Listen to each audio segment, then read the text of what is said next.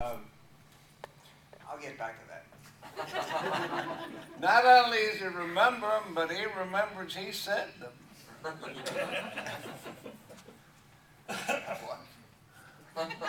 I do the same thing. We steal from each other all the time, so don't, you know. Basically, my motto on that subject is Oscar Wilde's. When somebody, at some conversation, Oscar Wilde said, "That's clever. I wish I'd said that." And his friend said, "Don't worry, Oscar, within an hour you will have." So, I have always found that quality of Oscar Wilde to be admirable. Who's in charge? You know, I was going to ask that question. Do we even have a moderator? Does anybody remember who the moderator is? We're not going to get anything but repetitions unless you're in charge.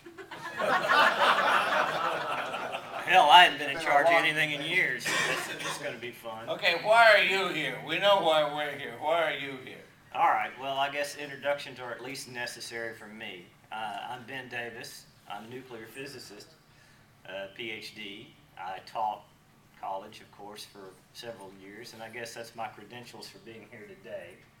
I have a unique perspective on education, I guess. I'll probably be the biggest cynic here, if you can believe that. I got out of teaching. I got out of physics and took a job as a computer programmer because, well, I like to eat, and I like scotch, as I like to say. And that $28,000 a year they were paying me to be a teacher just wouldn't do it. Where? Little college in South Carolina.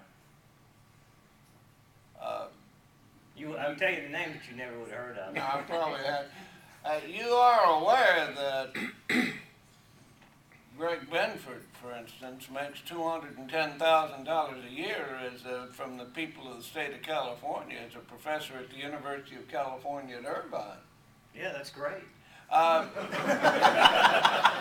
You missed my point. My point is most people assume that somebody with a PhD in nuclear physics is probably going to be well employed. And if you teach at some small college that nobody ever heard of, it would have been by choice and not by... Yeah, absolutely everybody thinks that. In my graduating class, there were roughly 7 people trying to get a job. Where? Notre Dame. University Notre Dame, yeah, okay, which is a perfectly, yeah. Yeah, I went to a decent college.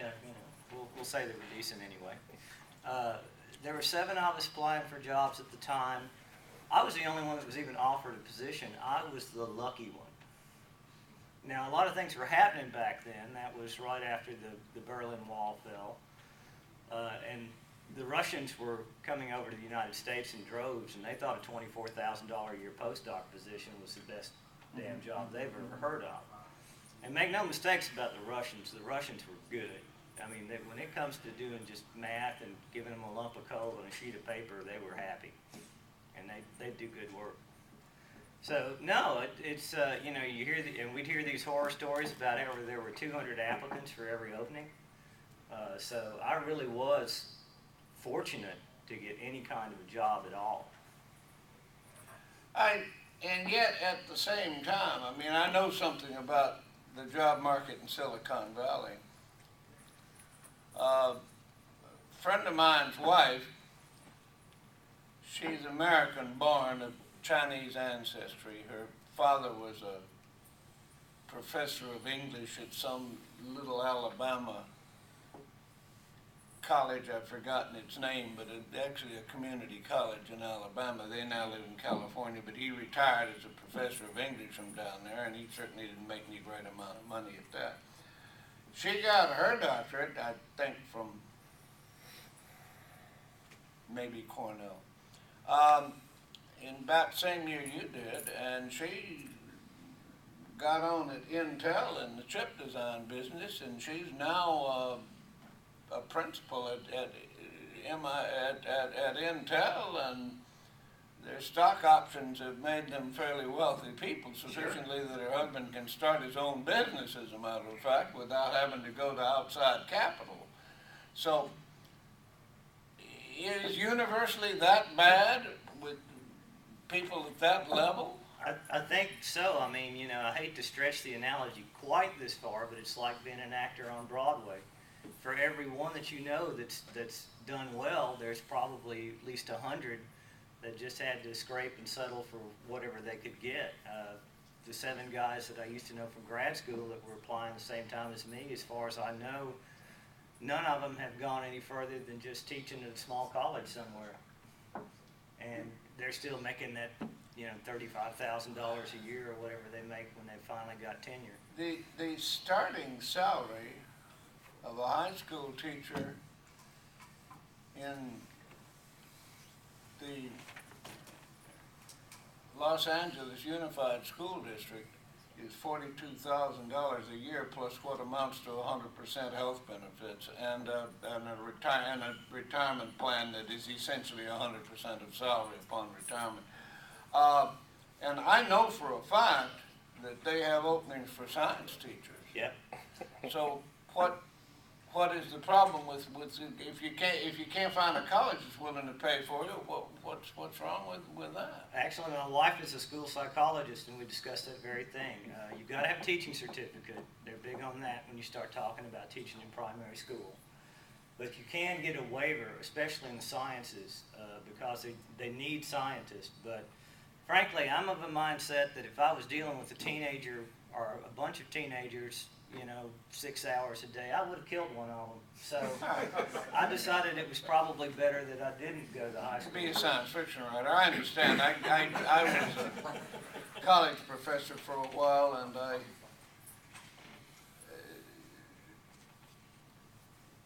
let us say that if it had not been for 2 or 3 of my best students, I would have considered that a waste of my time. One of them was Bill Allen, who went on to be the chairman of the Equal Opportunity Commission under Reagan and the provost of the University of Michigan, and then first black superintendent of schools in the state of Virginia. So I had my rewards as a teacher in my students. Phil Carver, who's now what is that step above GS 15 in operations research in the Pentagon. So I had my reward there, but I can understand that. But I was asking you those questions because I wanted to get an answer that I just heard. When I left Pepperdine and got into politics, I managed the campaigns of Barry Goldwater Jr., which we won, and Sam Yorty for mayor, which we won, and I had the post of executive assistant to the mayor, which had a title of deputy mayor, which is meaningless. But while I was involved in it, this is in the late 60s, this is 69, there were many problems on college and university campuses. There were riots, there was just a lot of difficulty. And as a matter of fact, I was told by the California Board of Trustees that I was next in line to be the president of the Cal State San Francisco, it was called in those days. A man named Hayakawa, who was a guy I have a great deal of admiration for, had just received the appointment. They didn't expect him to last. But he did for longer than you would think, and then went on to become a senator from the state. But that's when it became clear that Hayakawa was going to be successful. The political people who wanted me to be involved in things offered me to have me be president of Pierce College, which is a large and fairly respectable community college in San Bernardino. It's a compensation prize, obviously. I didn't really want it. But I discovered I couldn't. It's a community college and therefore part of the Los Angeles Unified School District, and I don't have an administrative credential. I have 2 earned doctorates. I was qualified to be president of one of the universities of California, but I do not have a credential. And I think that's what we really want to talk about in the in the education business. If you're going to reform education, you've got to get rid of credentialism and give control of who the hell hires the teachers back to the local school board so they can fire anybody they don't want and they can hire anybody they want. And you might at that point get some variety in what the hell's going on, and you can begin to judge whether or not they're being successful. And I would say that's probably the same solution to most of the tax-supported schools, is to give control of the damn things back to people who were involved with them rather than have credentialed.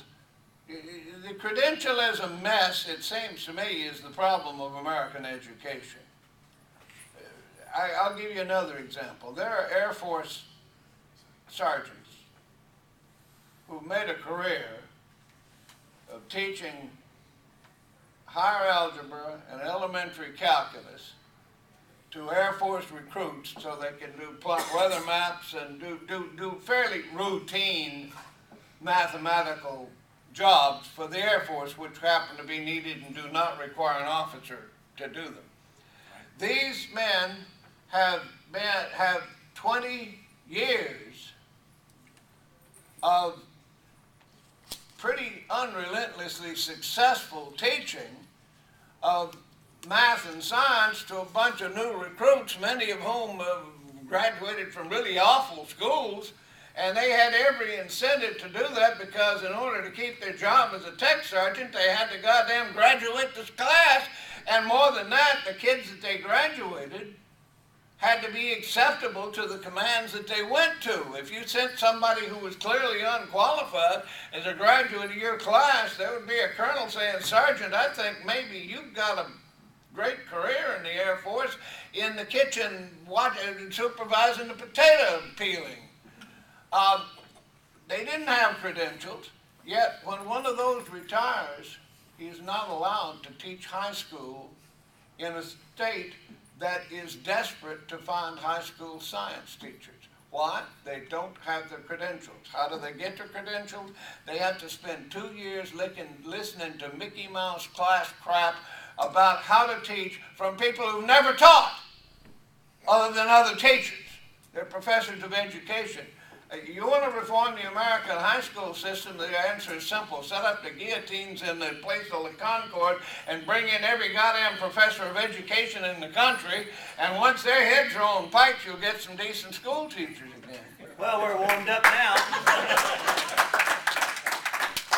Should we let the poor fellow in the back say what he wants to say before his arm falls off? He says, get somebody that can get in there. If you're going to talk, you were standing up in order to trace scene, and Okay. I have to hear you. All right, so you said that they need to get rid of credentials and stuff and get somebody in there that can actually teach. How do you measure somebody that can actually teach? It's about success. How do you define Okay, success? let me give you an example. My mother, in the 20s, was a first grade teacher in rural Florida.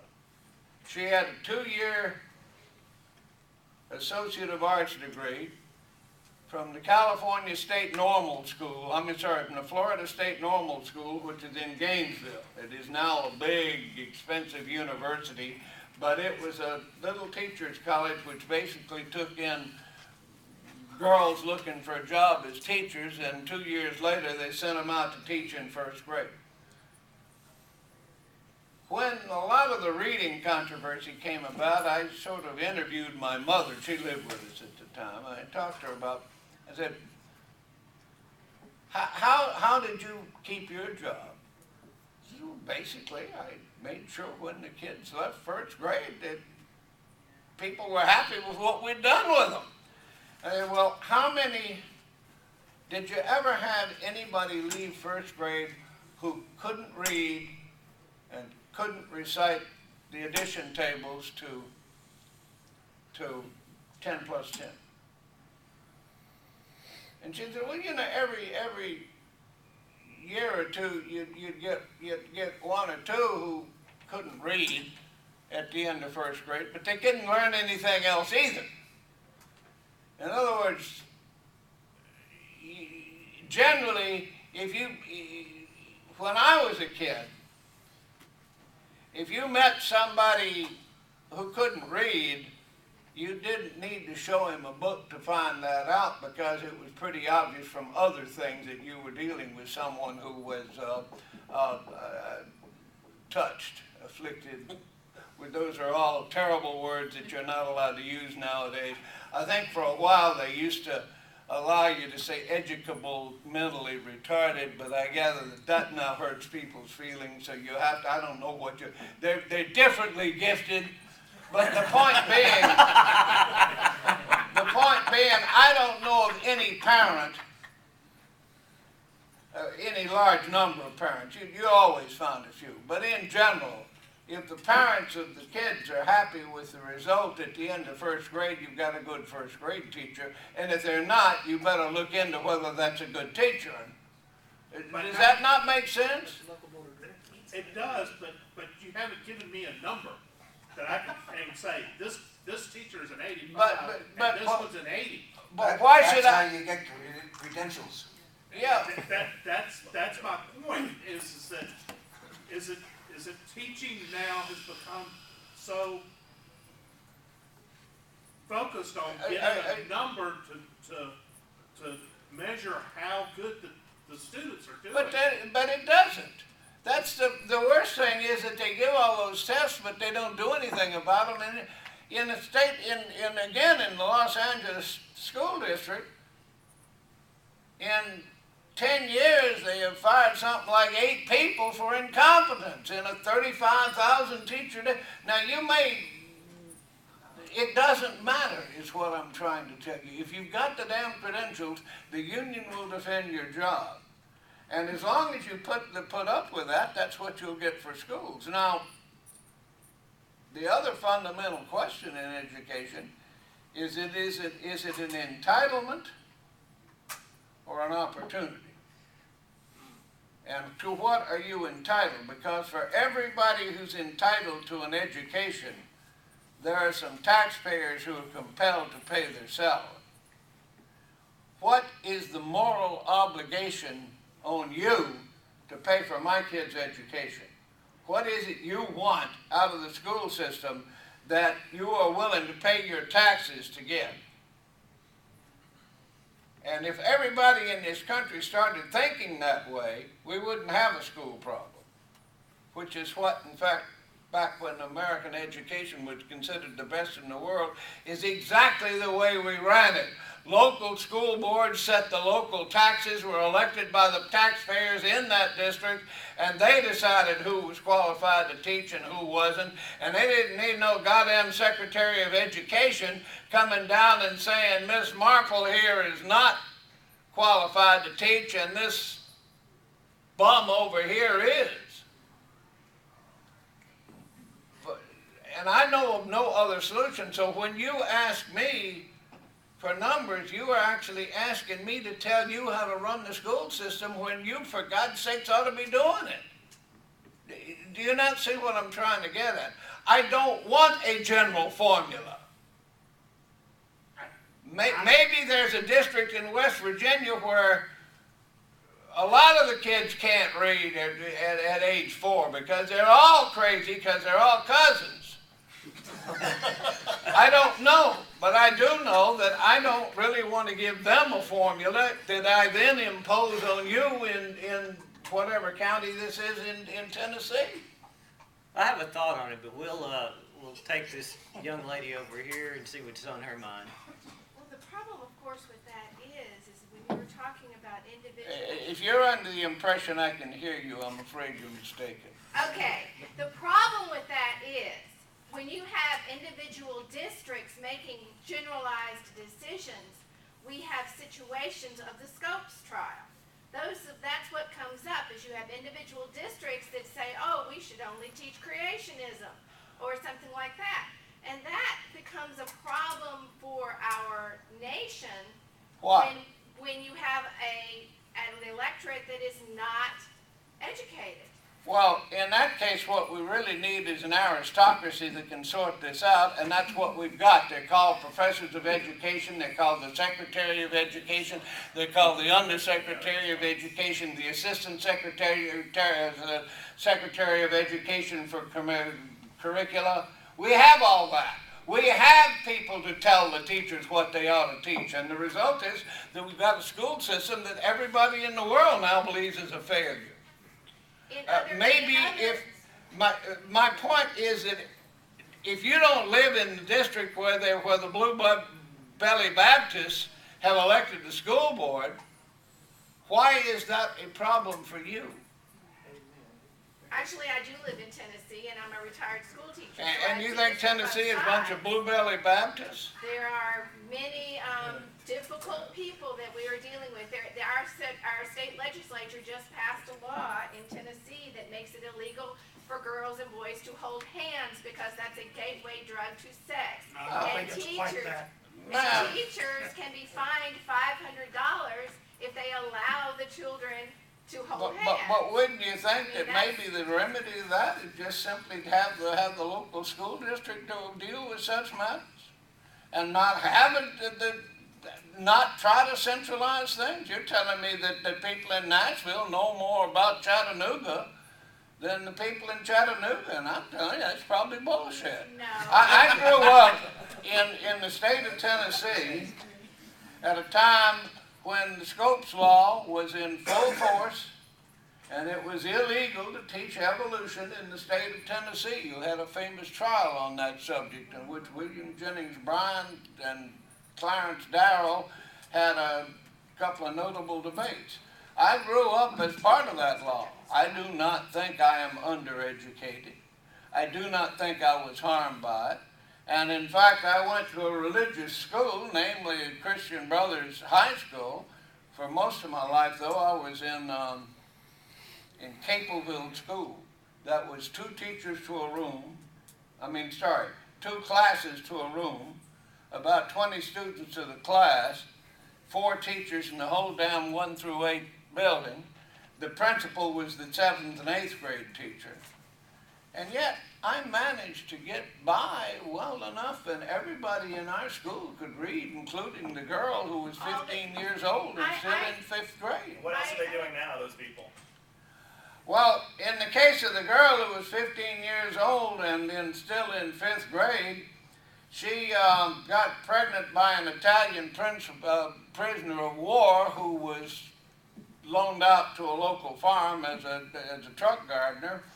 And she married him, and they had her parents who owned the farm were delighted, and they went to the local representative and managed to get a special bill allowing him to remain in the United States instead of being repatriated at the end of the war, and she ended up owning 160 acres. But that's, and well married, and the last I heard was we were perfectly happy about it. But let me put it to you, when you've got to the point where, what's the official number now? It's 50% drop out of high school. That's basically it. And of those, I would bet a fair number can't read. Now, when you've got to that point, I disagree with your numbers, but okay. do you want to concentrate on making life better for the 15-year-old girl who's still in 5th grade, or do you want to worry about the fact that maybe we don't have anybody who can go to Duke University and become a nuclear physicist? But, sir, the way this came down did not come from where you're saying. This came from with federal regulations from the No Child Left Behind. And are you under the impression that I am defending the notion of federal regulation? Heavens no, but I'm saying that your solution is not a solution that has worked in the past or probably will work in the future. Ma'am, where are you getting your data as to whether it hasn't worked? What do you mean by work? Okay, all right. I come from a family of 6 generations of teachers. My great, No, I don't need your history. I want to know the definition of work. You want- said I the want system to have- didn't work, and I am telling you that I grew up in a system in which 90% of the kids that got out of the 8th grade could read. But Well, more how than many- 90 as a matter of I fact. have- And I can give you data on that, by the way. I'm not just making that up out of my How head. many students who are actually in your district went to the school? I can give you those numbers too. But if you're really interested in the actual data on how the American school system worked up until about 1950, when it began to be centralized and the experts began to take over as opposed to the local districts. Actually, We have go back further Dave. than that. You want to talk? I'm sorry, I was just saying that goes back further than that, because there have been, quote, professionals or whatever involved in education since the 1800s. If you want to talk the history of education. But my question is how many actual school-age students that were in your capable area were allowed to go to your school? I was attempting to answer that question, but you decided you wanted to say something. I'm sorry. I'd like to make a point here. Well, can I answer her question? Because there are data. What we have in this country, starting in 1940, I believe it was, is essentially IQ tests and education tests, and particularly literacy tests of every male in the country. It was called selective service, conscription.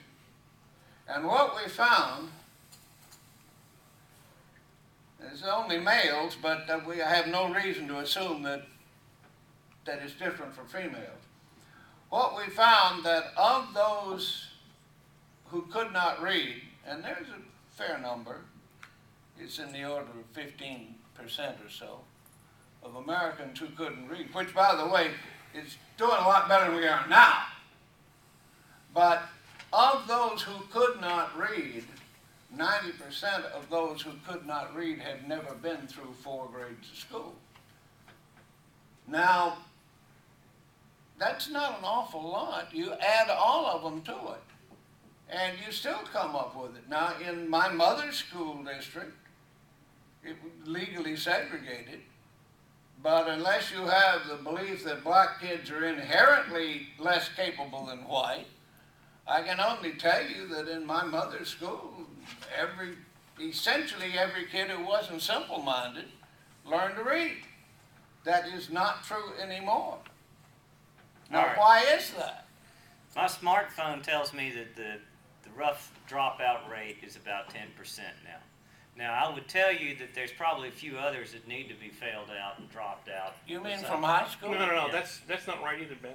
I guarantee you that in California it's like 50%. The U.S. Department of Education redefined a dropout. The high school non-completion rate, 9% to 12%, nationwide is about 35%, and in some zip codes approaches 50%. I write education grants after those. As I say, in California it's about 50% now. In our A case, we have language. dropout is a kid that starts in September and doesn't finish in June. That's a dropout by the Department of Education standards. But from 9th to 12th and never graduate, that's easily 35 and sometimes as high as 50%. Yeah, well, if you get 10% a year, then that adds Right. up to. If what you got was the annual rate, then I believe it. But I do not believe. As I say, California is worse than a lot because we have immigration and language problems. But Let's talk about bad teachers for a minute. I came through the system while there were still a bunch of old crusty teachers from the 60s and 70s. And I heard on several occasions, as I was especially in college, I don't give a damn whether you think I'm a good teacher or not. It's your responsibility to learn the material. If you and I don't connect, you better get in the books and figure it out, because I'm going to be the one to give you the test and I'm going to be the one to give you the grade. Yeah. Now that may be harsh, but what seems to be happening now is the onus is on the teachers, and everybody's got to do this touchy-feely stuff and accept that this person's got a learning disability or whatever. But it's always on the teacher. You were looking for a metric earlier. Well, it's real easy to be called a good teacher if you just pass everybody. You make everybody happy when you do that. But now we're talking about leadership, right? I mean, so much of what we're talking about is a kind of leadership, even if you're just talking about being a teacher. You have to say, guys, I don't care what your background was. I don't care that when you came into my physics class, nobody properly taught you algebra. You're going to have to figure it out. You want to come to my office? You want to work with me outside of class? Then I'll work with you. But at the end of the day, when you take the final, if you failed the final and your average is a 50, I'm going to give you an F. And I'm not going to lose any sleep over it. And we're at a point now where there needs to be, you don't want every teacher to be an asshole, frankly, but we're at a point now where there needs to be more people that are willing to say that. Because the kids don't seem to have to do anything. Go ahead.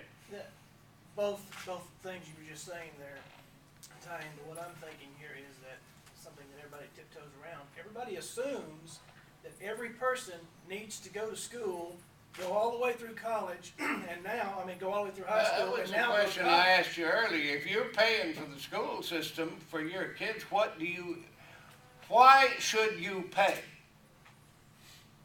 That is, I don't know, some of you must have kids. You I don't. send them to school. Why the hell should I pay for your kids to go to school? I don't have Now, any. That's my question. there is an answer to that question, but it does seem to me that it is a relevant question because we're not talking about rights of the kids to education. We're talking about obligations of somebody else to pay for it. Now, I understand if it's your kid, it's your obligation to see to them that they learned, and that's was the case in Roman times, and actually it was the case in the United States up until around 1850 or thereabouts. It was just assumed that it's the parents' responsibility to see to it the kid could read, write, and cipher.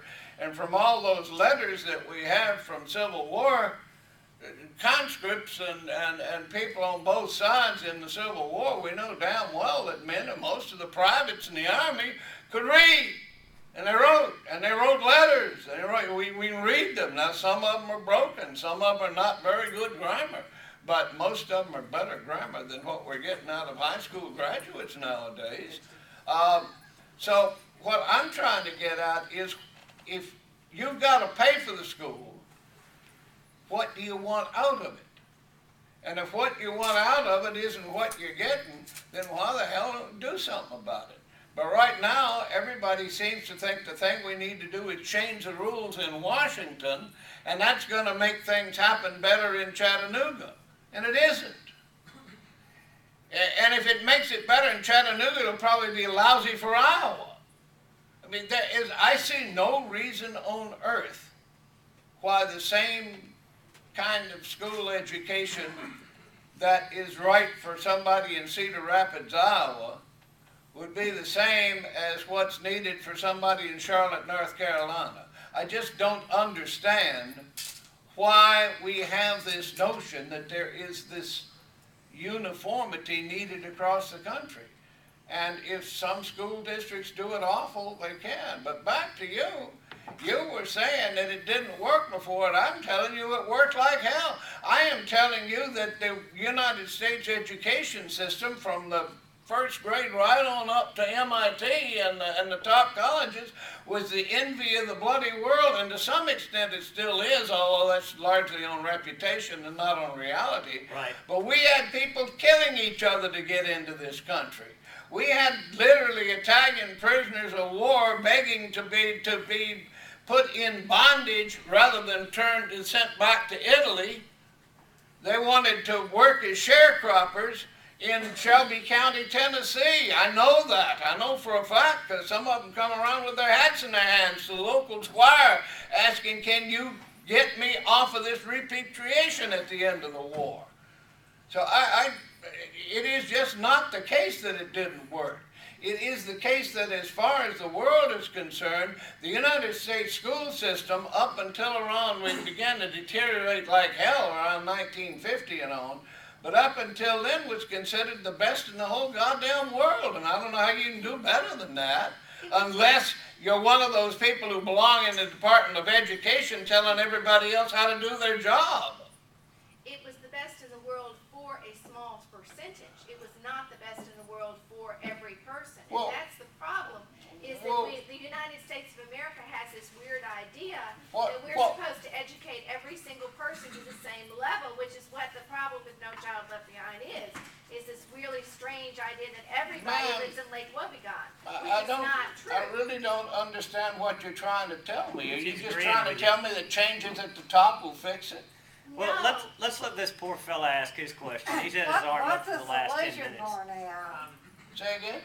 Said, what's the solution? I'm not, we all know it's a mess, but what do we do about it? Well, I would say the Tea Party. Go ahead, stand I up would and ask your say question. that if you want local government, if you want local control of government, you're gonna have to do some governing. I would say that people who say, I want self-government, but I want somebody else to do it, have set out themselves upon a futile task. I would say that people that say, I want a better education system in this country, and then apply to the Department of Education, have got the wrong idea. What they ought to be doing is applying to whoever's running for Congress to say, abolish the goddamn Department of Education.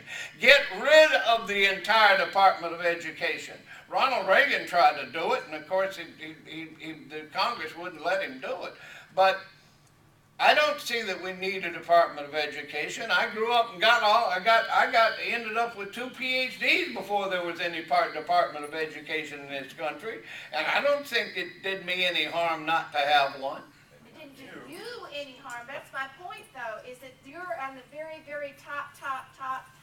Well, ma'am, I may have been, but I started in the school with 2 classes, two grades in a room. But you The started- rest of them were my local farm kids, most of them who owned maybe 20 acres and lived off of it. The schools worked back then, they did. And I managed to read The Lady of the Lake in 7th grade. I can still recite it.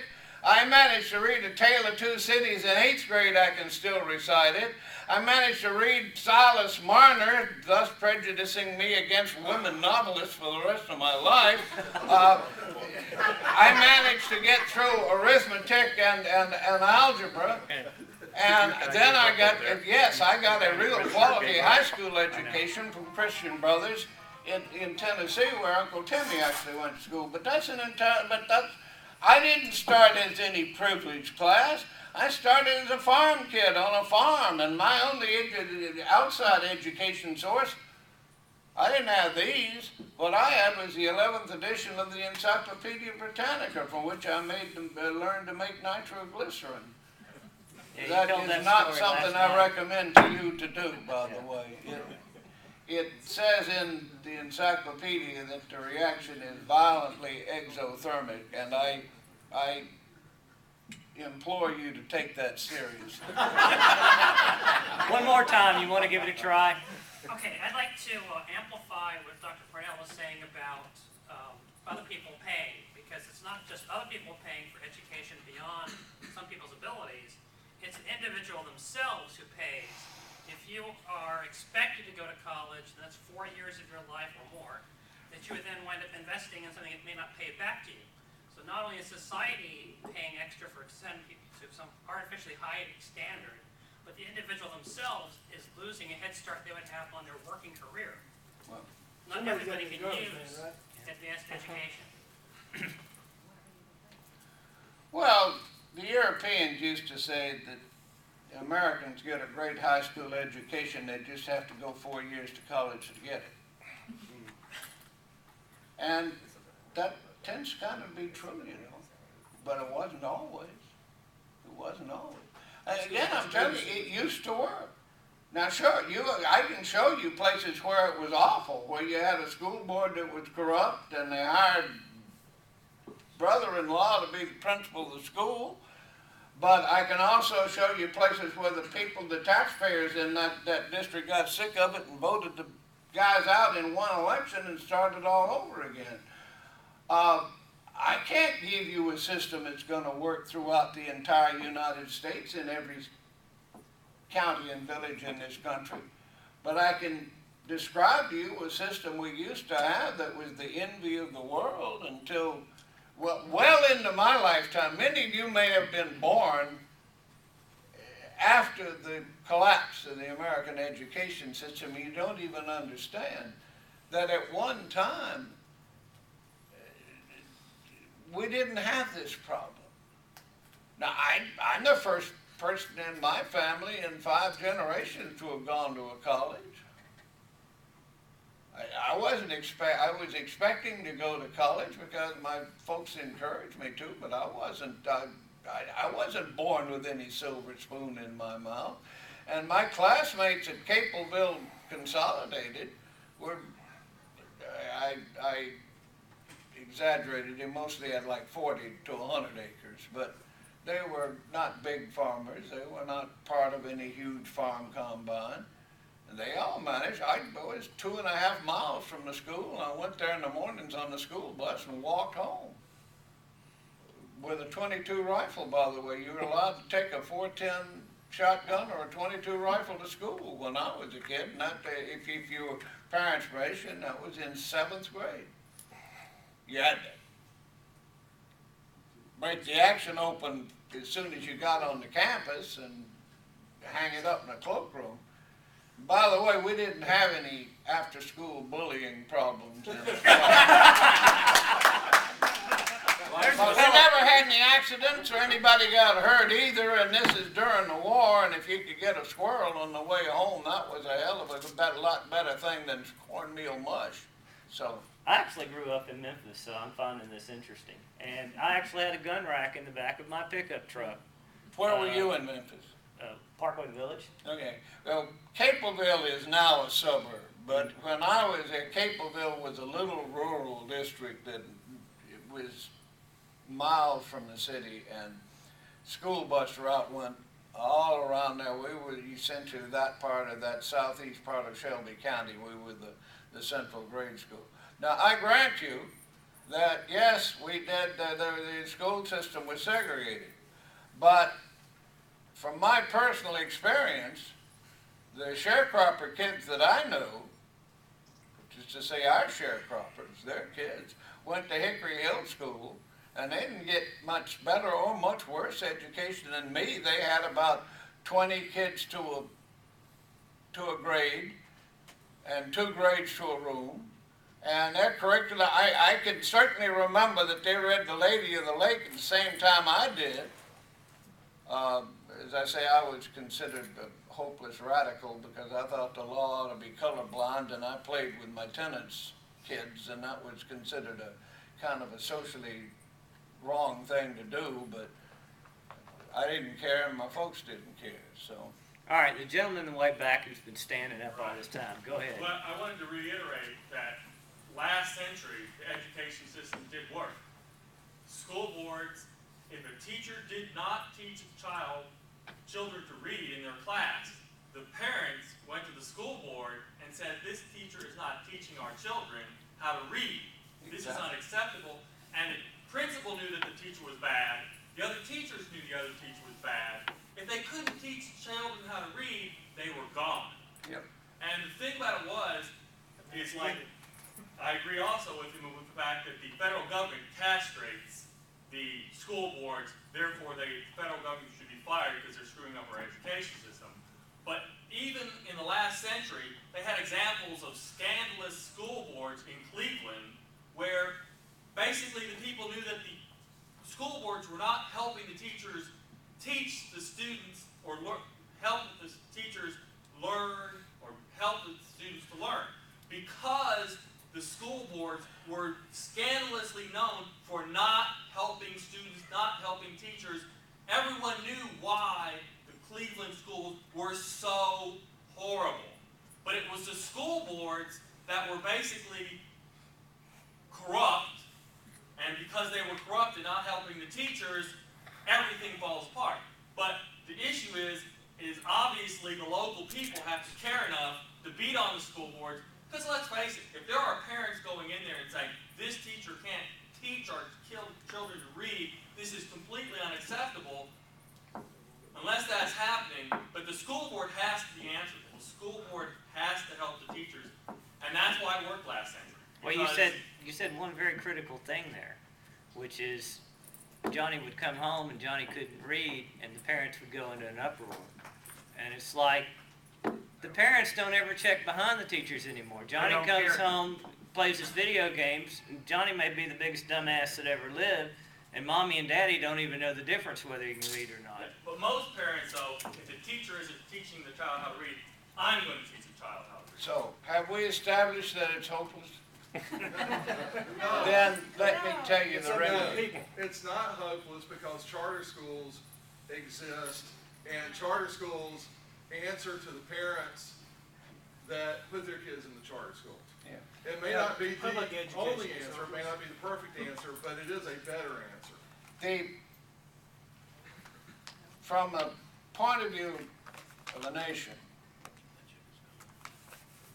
what you want is a certain amount of labor tranquility among the lower IQ people, most of whom you don't associate with and you don't even know. I would suspect that most of you never met anybody of an 80 IQ, and you certainly don't hang out with people under 100. Now, that's true of essentially all these kinds of meetings, that you are dealing with what is classified in official terms as bright normal. And you don't deal with anybody less, you don't even know them. Now, that half is not the problem of the future, because they're not going to produce a hell of a lot unless somebody tells them how to do it anyway. And if you're in a properly run system, they get told how to do it through an apprenticeship program. You don't need schools for that, and in fact, schools are usually contraindicated for the subject. The real problem is your IQ 105 and above kids had better learn something. You've got to have a sergeant and an officer class, and you better not waste them, and we're wasting them. We're throwing them away. Now, the good news is you don't have to anymore. I was talking to Jackie, who is Kelly Frias's daughter. She has 2 teenage boys, and I was telling him one of them's about 14, and he is now ready to learn calculus. Fine. It's called the Khan Academy. There is on, this is a Kindle, it really wouldn't show it, but on an iPad or any kind of internet browsing machine, you can go to, just look up Khan Academy. There are about 100 lectures by a guy who's one of the best lecturers who ever lived, and he does chalk talks. He does the best introduction to calculus I've ever seen, and that includes Calculus Made Easy, which is the secret book that most of us used when they gave us goddamn things about proving theorems. You got Calculus Made Easy and learned how to do it, and then you went off and learned how to prove the stupid theorems that they were trying to get you to learn. All of that is on the internet. There is Richard Feynman's lectures are on the internet. I wouldn't have had to go to the Encyclopedia Britannica to learn how to make my nitroglycerin. I could learn how to do it on the internet now. You watch videos, step-by-step instructions. The point being that the hope of the system is that that we can ignore it. If you got bright kids, they can learn without the stupid school system. And that's likely to become more and more important. Some of my novels, you will notice that if I mention education, most of my pilots and asteroid engineers and people graduated from things like Westinghouse University or General Electric. There are no such places. I expected them to be by now. Instead, the United States invented the most insidious system I've ever heard of, in which they loan enormous sums to people. Now, what happens when you put a lot of money into a system? Get more of You it. make money. The prices go up. I mean, if you put a lot of money into the housing system, what happens? My $30,000 house that I bought in 1968 is now worth like $1.2 million or something. Well, it isn't. But the fact is that the government put all that mortgage money out there and made it easy for buying houses. So, of course, everybody raised their price to absorb. Well, the same thing happened when they started giving people student loans. The universities immediately raised the price so that Dr. Gregory Benford gets $210,000 a year as a professor of physics at the University of California at Irvine? Who the hell ever heard of Irvine? Go anteaters. And the result of it is that the entire middle class of the United States now graduates as bondsmen. They are people with a debt that will follow them the rest of their lives. It is not erased by bankruptcy, and they have essentially become slaves to the system, because if they don't, their college loans will be recalled. My solution to that problem is don't bother. You can get Dick Feynman on physics on the internet for free. You can get almost anything you want to learn. Now, you can't get a credential that way. So what do we need to do to form a credentialing? Well, science fiction writers of America have done it. We basically have a credentialing system, and it has nothing to do with the government. It's me and Niven and people like that. We decide who's going to be members and who aren't. I put it to you that there are solutions to these problems that have nothing to do with reforming the government. It has to do with ignoring it. Invent your own credentials. Teach your kids how to do calculus and then have calculus clubs. Set your own standards for them. There is, after all, this country used to have a tradition of self-government, but the only problem with self-government is that some people have to do some of the governing, which means you have to take your turn as part of it. You want to solve the education system, the means are right there. All the books I studied in high school are right in here. The fact that they're giving a bunch of pap in the schools is fine, but you know, don't pay much attention to it if you want to. If you want your kids to learn something better than that, it's there, it's right there. What they don't get is a credential. So what we have is not an education problem, we have a credential problem. Well, that's soluble. That's soluble by private action. That's soluble by a bunch of people getting together and electing somebody like him as the president of the credentialing committee on bachelor degree in physics. You wouldn't even pay him a hell of a lot from what I'm listening to. You gotta pay me a little more than that now. I understand you, but it wouldn't be damned hard to form it, and in fact a lot of places are doing it. My business with the Air Force sergeants, for instance, they're beginning to come up with a notion that maybe we don't need a goddamn teaching credential to let a guy who has taught teenage kids how to do calculus for 30 years go into a classroom and do it. So yeah, charter schools is a piece of it, but even better than that is just coming up with a way to get around the credential problem. That's my solution to your dilemma. All right, I think we're out of time, so should we just quit there?